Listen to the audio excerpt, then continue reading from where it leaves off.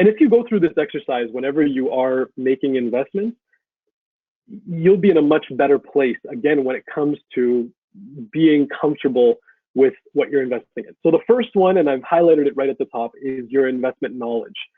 Investment knowledge has to do with how much you understand what you're investing in. So again, if you're a novice investor or somebody who has never invested before, you don't want to start investing in complex investment products, right? You may want to start small or at least start learning first before you jump into investing. Again, if you're a seasoned investor, really understand what you're investing in before you make that decision to put your money somewhere, right? The next thing is your investment purpose. So what are you investing for? A lot of people say, I just want to play around with the market. If you have money set aside that you absolutely have no need for, and its purpose is just for you to get, just play with the market or learn about the market, then that's fine. But again, that money should almost be in your head calculated as zero, because you don't want to play with anything if you're not willing to completely lose it. This happened a lot, and this is something that's been coming up frequently over the past 3 months, when sort of the US equity market was glamorized because of retail investors from Reddit, obviously making waves in the market with companies like GameStop. So I had a lot of inquiries at that time and people saying, I want to learn how to invest. I've never done this before, but it looks like there's a lot of money to be made. So I really want to jump into this.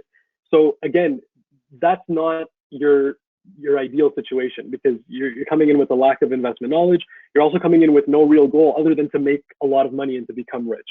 So really having a goal. What are you saving money for? What are you hoping to do with this money upon taking it out and using it? The time horizon, and this has to do with what your goal is. So how long do you need to keep this money invested? How long do you intend to keep it invested?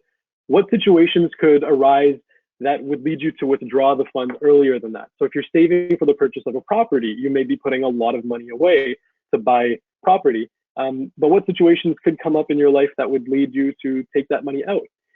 If your answer is, oh, in case of emergencies, I might need to tap into that money, my question would be, why don't you have an emergency fund set up? So these are things you have to consider as you go through your investor profile, understanding that money is going to be purpose-based, and the time horizon is going to depend on what that goal is.